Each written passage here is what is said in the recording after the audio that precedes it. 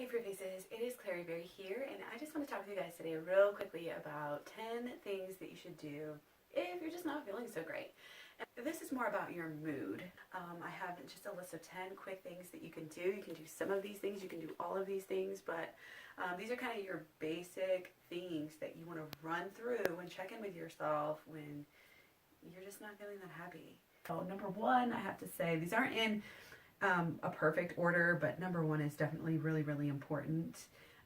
Drink water. I always tell anybody, especially if you're a young person, relatively healthy, if you're feeling any kind of ailment, headache, tiredness, stomach ache, like a lot of this can just be helped with water.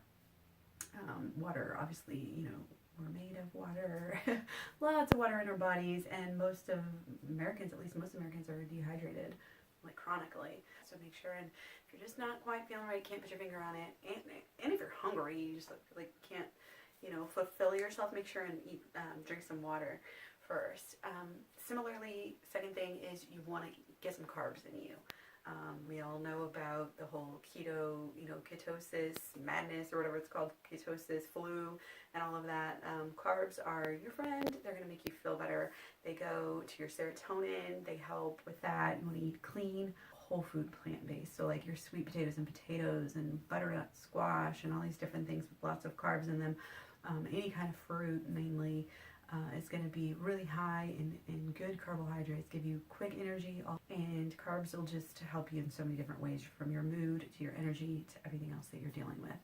So number 3 and 4 kind of tie in together. I want to just go ahead and lump for number 3, rest and sleep in together, although I definitely don't think they're the same thing. And sometimes you may be fully, slept up, like you have enough sleep, but you still just need some good actual mind rest and body rest that's not necessarily full on sleep.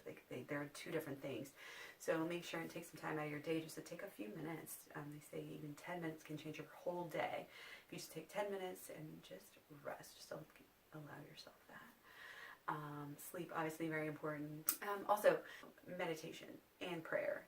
Getting in touch, however you get in touch with your higher power, spiritual side, all of that. I'm not a huge meditation person when it comes to sitting down, laying out the stuff and doing a meditation, but as busy as I am, I try to squeeze in some meditation wherever I can. So I'm a really big fan of active meditation. So really one breath in and out, conscious breath is meditation. So anytime you can build upon that is obviously the better. So as much meditation, prayers you can do in whatever way you like to do it. There may be further benefit in actually stilling the body sometimes as well, but for a daily meditation practice, I think that it can be however you can work it in the best, and whatever you like, whatever has the advantages for you. So get in touch with that, and kind of on a regular basis, and you'll stay grounded and you'll stay in tune with yourself. Number 5, I guess we're on. Definitely take a look at what you want and what you feel like your purpose is. I feel like one of the main things in life, we're always going, we're always doing something, but what are we doing it for, and why are we doing it? And we always have to know the why. We have to know the wanna. We have to really hone in on that and keep it current on a daily and regular basis, or else we'll find out that what we were working for we don't even want anymore, and we're just going to quit and fail and move on to the next thing. So definitely keep in touch with your whys. Always know your whys, and like I said, change them if you need to.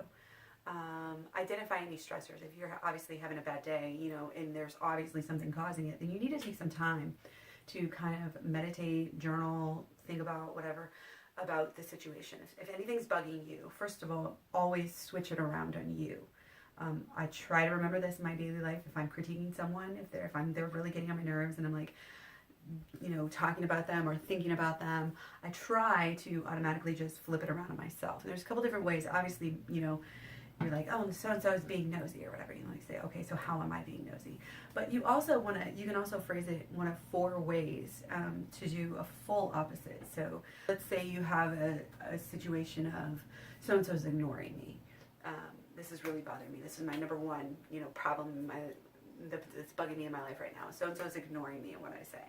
So you go through and you say, okay, so they're ignoring me. So the opposite of that is obviously I'm ignoring them. But then you go around and also say they're ignoring themselves, and I'm ignoring myself. So you want to explore the truth that may arise when looking at all of those different ways to phrase something. So if you can, if at all possible, I encourage you, anytime you have something in your life that's going, wrong, like I said, just think of this process and it'll help you identify, like, a lot of times either how you're either judging the situation or judging other people or judging yourself and putting that expectation out into the world and that's what you're getting, or if you're just kind of putting some other sort of vibration or something into it where it's, that's what you're getting. Like either you're getting what you expect or you're getting what you're doing a lot of times.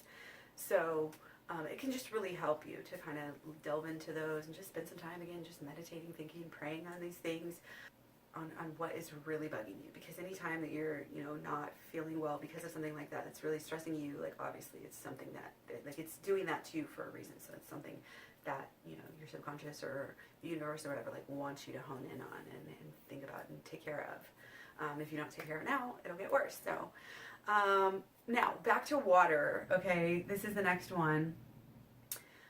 Not water as in drinking, because we've already talked about that, but get under some water. You always hear with the cranky baby, give him a bath, now he feels better.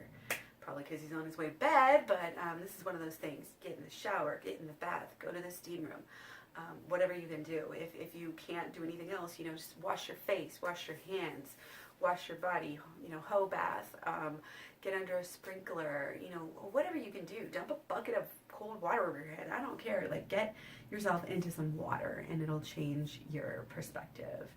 Exercise, huge. This one probably should have gone up at the top when we were talking about, basic things like water and carbs and rest and stuff. This is really one of the fundamental things that we overlook, especially with our mood. This is one of the fastest things and most highest proven natural things that you can do to help your mood and to help depression, and that is to exercise. Lots and lots of research about that. So, and also if you look at the root word depressed, I've talked about this in videos before, a long time ago, to be depressed, honestly means to lay low and to not move and, like go slow. And so, get out there, go for a run, go for a jog, go sledding, go hop up and down, jump rope, pretend jump rope, do the twist dance, indo board, skateboarding, skating, hiking, running, biking, like all of those fun things we used to do when we were kids. Keep it moving, our bodies. It can be like a massage in different ways for our bodies to be in a consistent movement. One of the reasons I love cardio so much. Really get your blood flowing, get your thyroid, everything like your lymph system going, and it automatically gives you all the good hormones and everything to the brain too that you're looking at, that you want to have. So what else? The last couple of ones. In going with exercise, I think that getting outside is, if you can get your exercise outside, it's going to be the best, because the next one, second to last one, is, just fresh air, being in nature. Nature can teach us so many things without even us comprehending them on a language type of a level.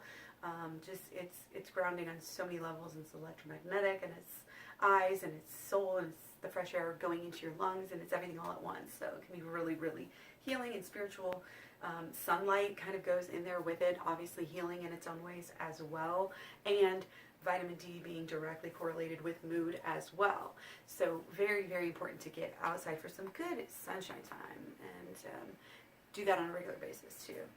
And be sure, if you are low in vitamin D, you don't want to be showering right after you come in from the outside. You're probably going to want to take some kind of supplements to get your vitamin D levels up, but just know that every time you go outside and get sun, if you're going in and taking a shower, the sooner you take a shower, the more you're washing off.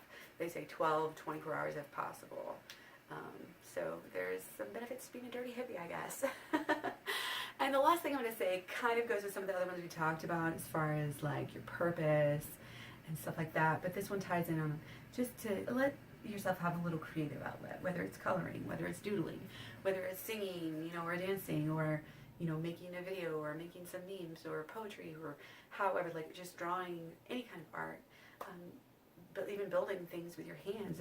Divulge into some of that, and it's good to kind of lose yourself and get out of your problems. I notice this even with my guinea pigs, and this could be, you know, do something creative or do something for others. You know, every time you like get out of your own drama and into somebody else's, you know, a lot of people do that with TV. Okay, well, my mind's off myself, so it's a good numbing agent, but a lot of times we overdo that. So, but when you're doing something actually physically, when I'm actually physically like making, you know, and it is creative for me to deal with my guinea pig cage, you know, like creating this little habitat or this little habitat and this there, and fold these blankets this way and what colors and all of that stuff. It's like a little dollhouse, you know. So like taking care of my guinea pigs actually ends up putting me in a better mood because I'm creative with it and I'm getting outside myself and focusing on something else and somebody else. So kind of tied that in there. Should be 10 things that you can do when you're just not feeling your best. Let me know what you guys like. You know, light some candles, take a bath. I guess that would be part of our, and I think, yeah, if we were going to expand on the water one, you know, you would maybe want to have some different elements around you, you know, get some gemstones, get some essential oils, get some fire and some candles and some incense and, you know, whatever, and have different elements around you can also be kind of grounding. So anyway, like I said, leave me some comments and don't forget to stay subbed, look at some of my old playlist if you're looking for any particular you know, topic. I've got lots of different videos and things, so let me know what you guys like, and don't forget to eat your fruit. Talk to you later.